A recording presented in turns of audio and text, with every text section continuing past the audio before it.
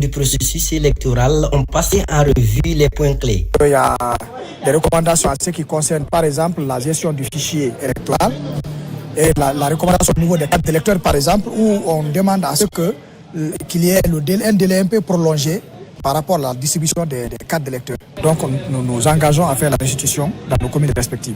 Tout n'a pas été rose et il y a d'autres échéances qui pointent à l'horizon. Il faudrait que nous tirons les leçons afin de corriger les erreurs du passé. Et les gens ont promis qu'ils vont s'y mettre et ils seront participatifs. Cet atelier permet à la DGE de capitaliser les acquis, de renforcer le système électoral et d'améliorer continuellement les performances opérationnelles pour garantir les élections transparentes et fiables en Guinée. Vous le savez déjà, la Guinée a une nouvelle constitution. La vulgarisation du document est relancée dans la savane guinéenne. Le contenu du code électoral aussi est mis à la connaissance du public. Une démarche soutenue par le Centre africain de formation pour le développement. Djamokaba. Nul n'est censé ignorer la loi. À Kankan, le principe se consolide pour un accès réel au contenu de la nouvelle constitution. À la Maison des Jeunes, les débats concernent aussi le code électoral, la loi portant sur le régime des partis politiques et autres organisations à caractère politique. Une action citoyenne forte pour renforcer la compréhension auprès de tous, y compris des femmes et populations des zones reculées des centres-villes. Il y a bon nombre de femmes qui ne sont pas vraiment imprégnées du contenu. Donc, personnellement, vraiment, moi, j'aimerais qu'ils continuent à élargir vraiment la vulgarisation pour que toutes les femmes soient vraiment au centre du contenu de la Constitution. Il faut que l'écho passe jusqu'au niveau des villages. Mais pour faire ça, il faut vraiment que nous faisons des émissions, à travers des émissions, et même s'il faut partir, faire des porte-à-porte, faire des causeries éducatives, des visites à domicile. La vulgarisation du contenu de la loi fondamentale, du code électoral et régime des partis politiques demeure un chantier prioritaire pour le Centre africain de formation pour le développement, Sénafod. Quand on parle des trois lois qu'on a vulgarisées, la nouvelle constitution, le code électoral, la loi portant le régime des partis politiques et autres organisations à caractère politique, je crois que ça c'est fait pour la population. Donc mieux la population comprend ces trois lois, mieux vraiment la gouvernance sera aisée et facile. Par cet engagement commun autour de la Constitution, en partenariat avec le PNUD et l'ambassade du Japon en Guinée, Sénafod apporte sa pierre à l'édifice à travers des explications pédagogiques adaptées aux réalités communautaires. Une seule ambition, permettre à tous d'avoir pleinement accès à ces droits et devoirs constitutionnels. La quintessence de ce communiqué numéro 002 de la Direction générale des impôts. La directrice générale des impôts informe l'ensemble des contribuables qu'ils sont tenus de procéder à la déclaration et au paiement de la contribution foncière unique CFU au plus tard le 30 juin 2026, ce conformément aux dispositions des articles 259, 260, 266 et 267 du Code général des impôts CGI. Par ailleurs, il est porté à la connaissance des personnes assujetties à la CFU que le lancement officiel des opérations de recensement au titre de l'exercice 2026 interviendra le lundi 2 février 2026 sur toute l'étendue du territoire national. Ces opérations, conduites par les agents habilités de la Direction générale des impôts, visent à recenser les propriétés bâties et non bâties à travers l'identification des biens, leur géolocalisation, ainsi que l'évaluation des bases d'imposition correspondantes. Les concernés sont invités à se rendre disponibles et à collaborer activement avec les équipes de recensement en mettant à leur disposition toutes les informations nécessaires afin d'éviter toute évaluation d'office. Pour assurer la sécurité et le bon déroulement des opérations de terrain, les autorités civiles et militaires, en application des dispositions de l'article 1240 du Code général des impôts, apportent leur concours à cette campagne de recensement. La Direction générale des impôts s'est comptée sur l'esprit de civisme fiscal, de responsabilité, de collaboration de l'ensemble des contribuables pour la réussite de cette importante opération nationale. Conakry, le 26 janvier 2026, la directrice générale Fatoumata Foula Diallo. À Bouquet, les jeunes sont informés sur les outils de la GIP, de même que les opportunités offertes par l'Agence guinéenne pour la promotion de l'emploi. C'est le début d'une tournée nationale. Les formations sont prévues afin de faciliter l'insertion des jeunes. Carlos Diallo. Au contact des jeunes dans le Kakandi, le directeur général de l'Agence guinéenne pour la promotion de l'emploi explique la vision du président de la République, Mamadi Doumbouya, en matière d'emploi. Les mécanismes en place à la GIP sont décrits et les jeunes formés aux outils de recherche active d'emploi. C'est une opportunité pour les jeunes étudiants diplômés ou non diplômés, les jeunes entrepreneurs de venir face à la GIP pour des aides d'emploi. C'est une opportunité qui m'est offerte, que je ne vais pas rater, parce qu'une fois à l'école, vous avez le soutien des parents. Mais une fois que vous finissez, vous êtes laissé à vous-même. Donc, la GIP est là juste pour nous accompagner, pour avoir des opportunités d'emploi. Bouquet constitue l'une des étapes de la tournée de formation et de développement des compétences d'employabilité pour l'insertion professionnelle des chercheurs d'emploi.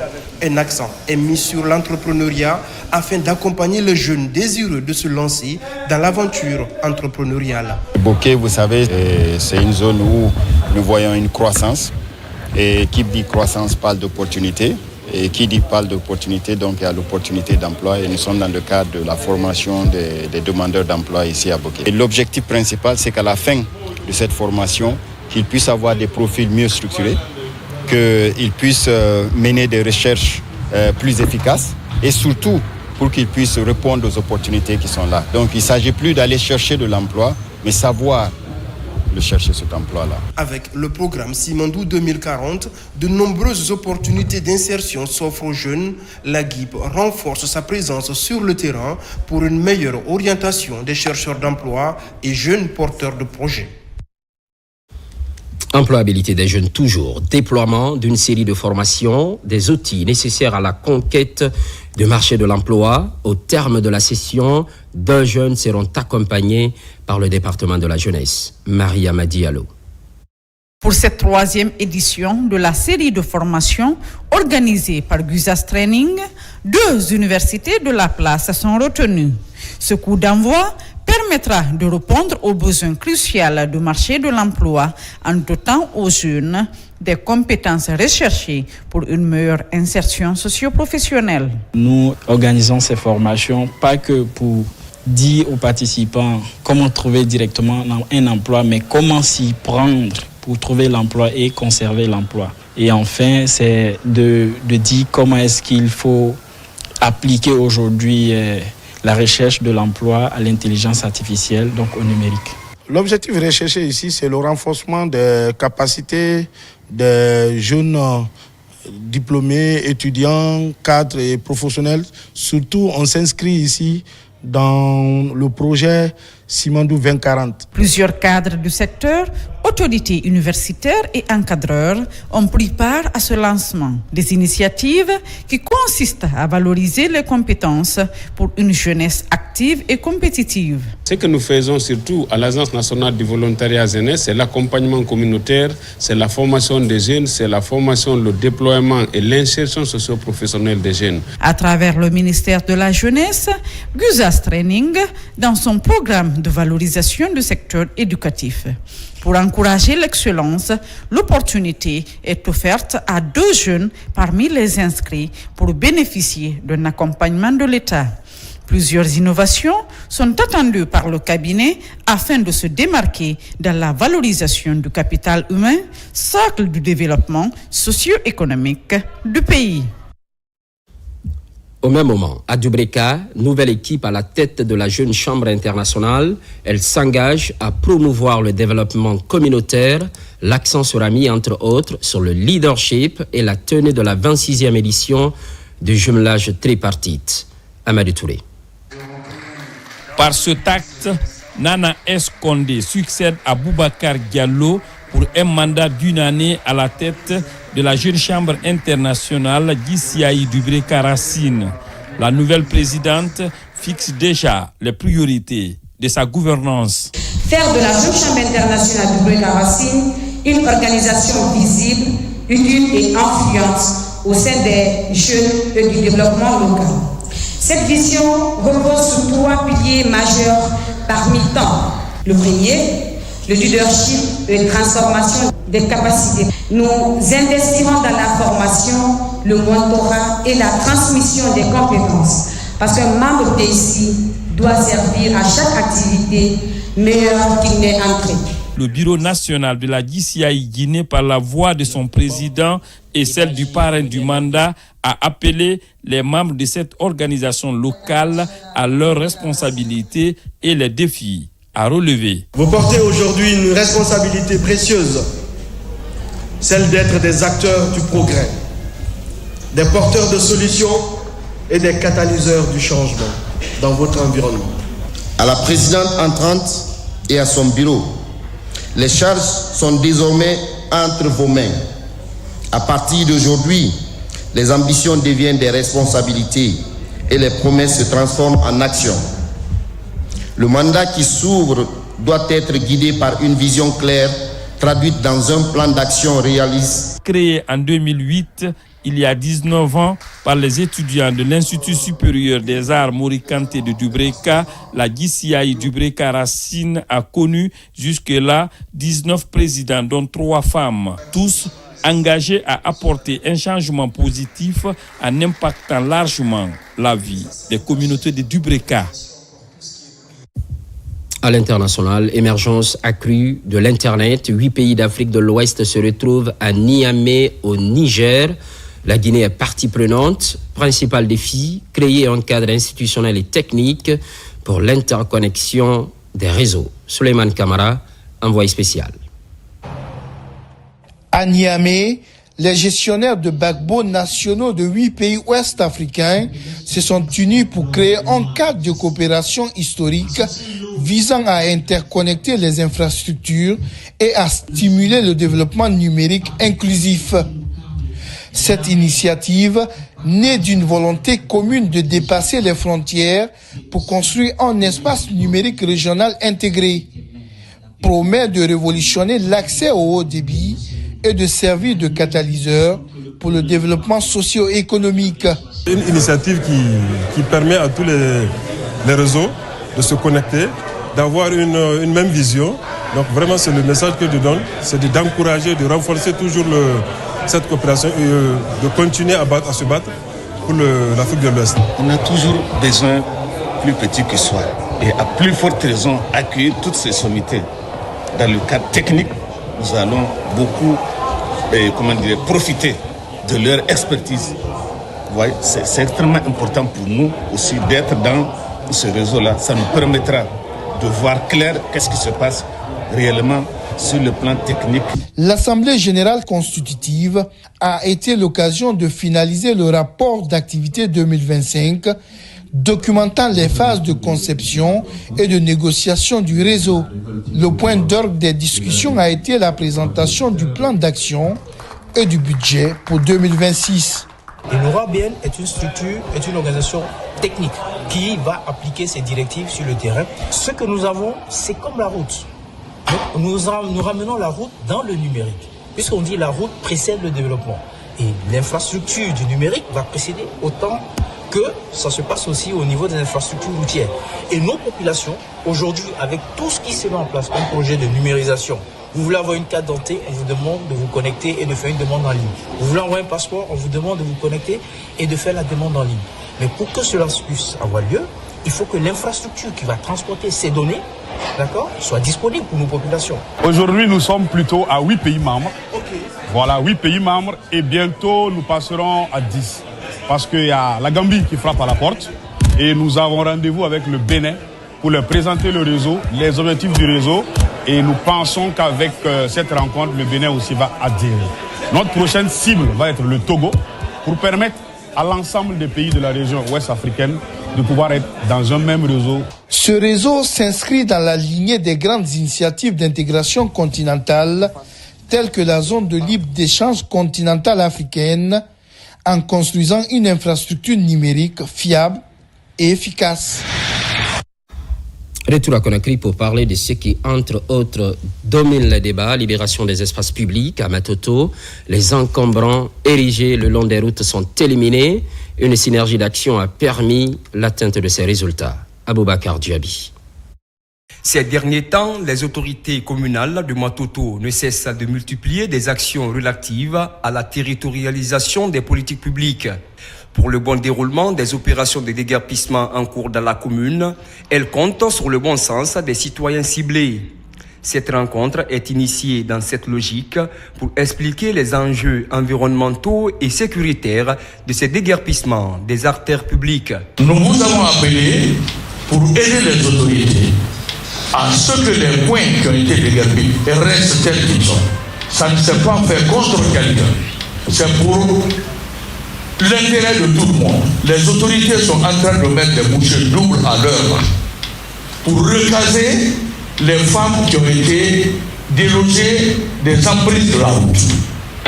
Les chefs de quartier, ce sont nos représentants locaux que nous-mêmes, nous avons placés dans les marchés pour agir en lieu et place et gérer les marchés conformément aux dispositions législatives réglementaires.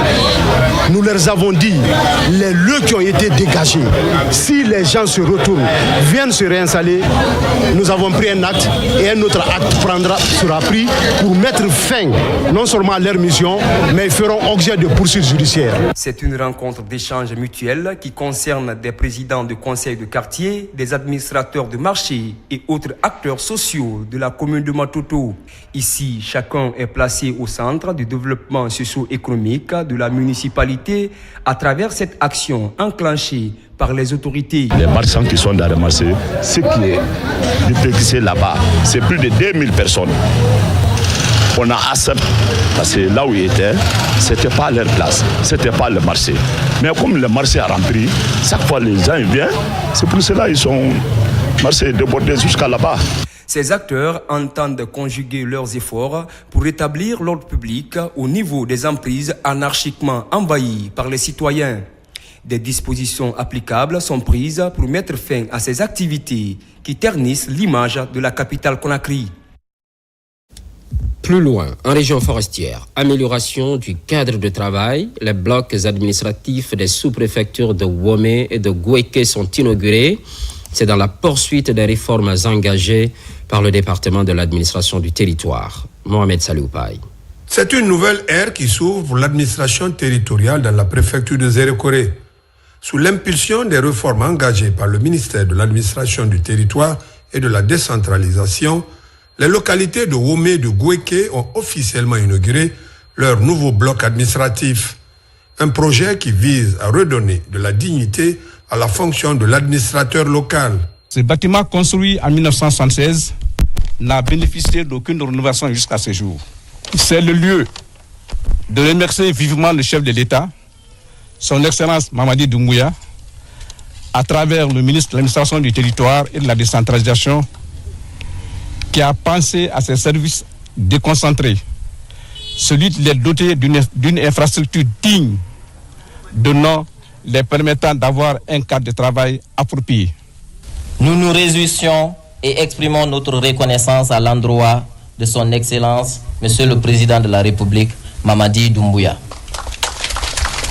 et son gouvernement pour les efforts combien louables qu'il ne cesse de consentir pour la réalisation de plusieurs infrastructures à la base. Ces bureaux offrent désormais un cadre de travail moderne répondant aux exigences d'une administration performante. Il y a quelques mois encore, nos locaux montraient des signes de fatigue qui pesaient sur notre quotidien. Aujourd'hui, en transformant ces murs au cœur de Gouéké, nous avons voulu faire plus qu'une simple rénovation technique. J'invite les autorités locales à s'organiser et à s'engager afin d'en assurer l'entretien et la sécurisation. Les actions de réhabilitation doivent donc être suivies d'un déploiement effectif et efficace des fonctionnaires. En garantissant des conditions de travail décentes aux sous-préfets et à leurs équipes, l'État s'assure de la continuité et de l'efficacité de son autorité sur toute l'étendue du territoire. Place aux violences basées sur le genre. 25 ambassadeurs de la paix apprennent les notions fondamentales. Une session de 3 jours axée sur les mécanismes de prévention des VBG. Et juste après, ils seront dispatchés dans les zones de Ratoma et Matoto afin de sensibiliser la population. Karno Younusaba, c'est Koussouma. Dans le cadre de la lutte contre les violences basées sur le genre à Conakry, d'ici fin 2026, 25 jeunes ambassadeurs de la paix ont pris part à une formation de renforcement de capacité de 3 jours. À l'issue de la formation, des activités de sensibilisation seront déployées sur le terrain afin d'informer les populations sur les violences basées sur le genre. Le but de cette rencontre vise essentiellement à doter des jeunes ambassadeurs de la paix, à également aussi renforcer leurs connaissances à travers des outils vraiment assez pratiques qui doivent les permettre d'aller vers les citoyens pour pouvoir mobiliser et les sensibiliser. L'ambition de ce projet, c'est de renforcer les capacités des organisations de la société civile guinéenne pour les permettre non seulement de pouvoir intervenir dans leur localité dans le cadre de la prévention et la gestion des conflits, mais aussi la promotion du dialogue social et communautaire. Pour le représentant du ministère de l'Administration du territoire de la décentralisation, la lutte contre les violences basées sur le genre est une responsabilité collective. Cette lutte repose sur une conviction simple. La prévention est plus efficace lorsque les communautés sont engagées et responsabilisées. Les politiques publiques prennent tout leur sens lorsqu'elles sont portées sur le terrain par des acteurs convaincus et formés. J'apprécie beaucoup l'initiative du RHV de Guinée qui a mobilisé beaucoup de jeunes ambassadeurs pour la paix qui sont en train de suivre une formation pour renforcer leurs capacités en matière de prévention des violences basées sur le genre. Chaque citoyen s'estime investi de la responsabilité de contribuer à cet objectif qui est d'importance fondamentale. Les autorités réaffirment leur engagement à soutenir la participation citoyenne pour lutter efficacement contre les violences basées sur le genre. Au chapitre humanitaire, des repas et des vivres pour des enfants orphelins atteints d'albinisme, tous pensionnaires de l'orphelinat de Jean-Paul II, un geste de Lions Club Conakry Kakilambé afin de redonner le sourire à cette couche vulnérable. Mamadou Saliouba, reportage. Habituellement, à l'ombre de l'oubli, aujourd'hui, les portes d'un grand réceptif s'ouvrent pour ces enfants orphelins et atteints d'albinisme. Dans la plus grande chaleur humaine, ils sont accueillis par le Lions Club Conakry Kakilambé.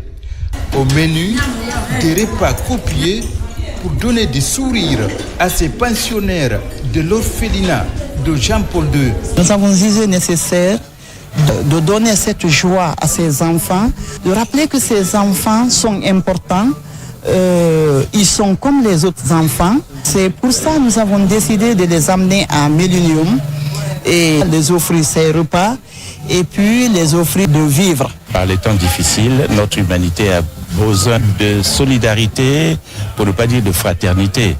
Juste un peu d'amour ne peut que donner beaucoup d'espérance et de foi à la vie. De la solidarité et de l'humanisme pour donner de l'espoir aux autres. Outre les repas, ils reçoivent des vivres, symbole d'une solidarité agissante. Les enfants orphelins et atteints d'albinisme font partie des plus vulnérables de notre société. Leur offrir un repas, c'est bien plus que nourrir le corps. C'est redonner espoir, restaurer la confiance et rappeler à chacun qu'il n'est pas oublié. En ce mois dédié à la lutte contre la faim, cette initiative nous rappelle avec force que la solidarité n'est pas un vain mot, mais un engagement de tous les instants.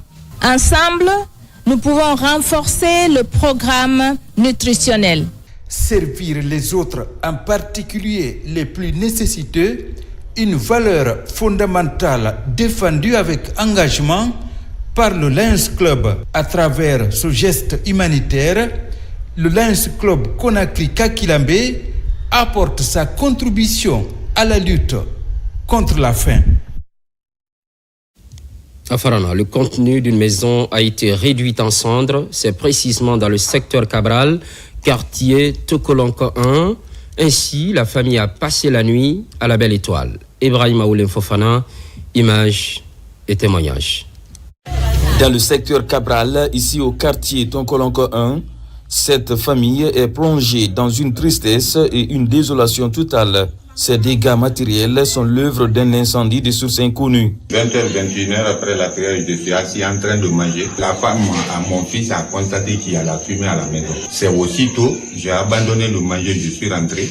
J'ai constaté en ce moment, je suis rentré pour ouvrir la porte des couloirs et des fenêtres. Il y a une chambre du milieu. Dès que j'ai ouvert cette porte, j'ai vu la flamme. Donc aussitôt, on a commencé à éteindre. Il n'y a pas eu de perte en vie humaine, mais la perte matérielle est un peu énorme. L'inquiétude de la famille était que le feu se propage au bâtiment de la concession. Heureusement que l'intervention des citoyens du quartier a permis de maîtriser les flammes. On ne connaît pas la source du drame. Je suis rentré dans la fumée, donc on a cherché à éteindre le feu. C'est ainsi que j'ai eu l'assistance du voisinage, aussitôt de la radio nationale, qui m'ont aidé à éteindre le feu, aussitôt qui m'ont aidé à avoir le numéro de mon chef de secteur de l'EDG, l'appeler pour isoler les fils qui lient la maison au poteau. Je peux dire à l'autorité locale jusqu'au sommet que je suis victime d'incendie. Donc je demande leur secours, le secours des personnes de bonne volonté à tous les niveaux. Farana est devenu ces derniers temps le foyer de nombreux incendies. La vigilance des ménages, la propriété de l'environnement et la sensibilisation des services compétents devraient se multiplier pour éviter d'autres sinistres. Il faut aussi dire que l'unique camion des sapeurs-pompiers de Farana n'est pas actuellement opérationnel à date. Cet élément de valeur traditionnelle, il s'agit du kouri. Au fil du temps, il est utilisé comme monnaie, talisman et symbole de richesse. Aujourd'hui, il rayonne dans les styles de coiffure, les bijoux et les tenues vestimentaires. Un objet ancestral devenu un instrument des podiums modernes. Retour sur l'évolution du kouri avec Abdelaziz Baldé. Le kouri fait une richesse avant d'être un simple accessoire. Monnaie d'échange, signe de puissance et pilier de l'organisation sociale dans plusieurs royaumes africains. Ce petit coquillage occupait une place centrale dans la vie des peuples. Pour comprendre sa genèse et la valeur qu'il représentait autrefois, nous nous sommes rendus au Musée national de Guinée à la rencontre de l'historienne Fatoumata Koumbassa. Les kouris qui sont là viennent de l'océan Indien et suite au commerce du Nord. Quand nous voulons parler d'abord des kouris, nous devons toucher d'abord l'Afrique ou au fait la Guinée précoloniale. C'est suite au commerce. Les gens qui venaient vers l'océan Indien avec leurs marchandises, en échange, ils donnaient les kouris aux autochtones. Généralement, ils sont passés par la Haute-Guinée, vers le nord du pays. Ils ont passé par là et depuis ce jour, les kouris sont rentrés dans les échanges ou bien sont restés comme monnaie d'échange aux communautés guinéennes. Mais l'histoire des kouris ne s'arrête pas à l'économie. Ils savent parler au monde invisible, porter des messages et révéler des destins. Dans de nombreuses cultures africaines, le kouri est un outil sacré, intimement lié aux forces spirituelles. Immersion dans cet univers mystique avec une joueuse de kouri, Nantene Nkuruma, qui nous explique leur utilité et la manière dont ils sont consultés.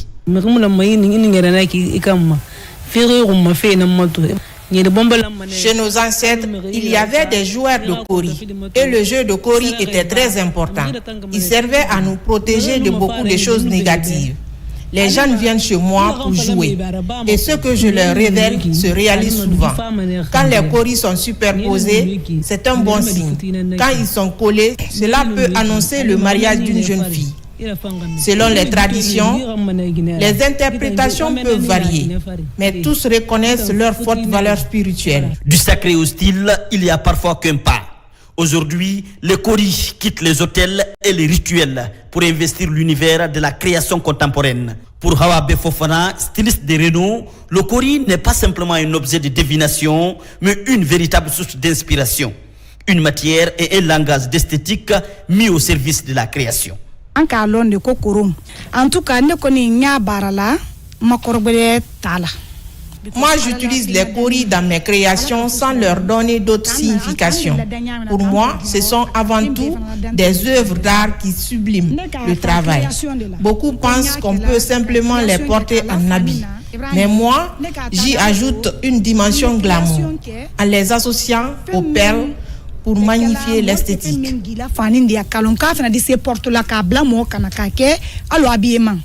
Des marchés d'antan au podium moderne. Du mystère au style les plus audacieux, les Kori continuent de fasciner. Autrefois monnaie, talisman et symbole de pouvoir, ils se réinventent aujourd'hui dans la mode, les bijoux, les coiffures et les créations contemporaines. Stylistes, créateurs et passionnés les utilisent pour sublimer les tenues, apporter une touche d'élégance et raconter une histoire à travers la beauté. Porter un Kori, c'est adopter un accessoire à la fois chic et chargé de sens, reliant tradition et modernité. Ces petits coquillages prouvent que l'Afrique s'est transformée son héritage en art, en style et en élégance pour briller sur ce podium et au-delà. Le Kori avec ses multiples interprétations et facettes. Merci de nous pratiquer à Frigiabé dans Kindia, Kintinia dans Sigiri partout en Guinée. Notre paradis terre de richesse et d'innovation. Constante fidélité à toutes et à tous. À très vite.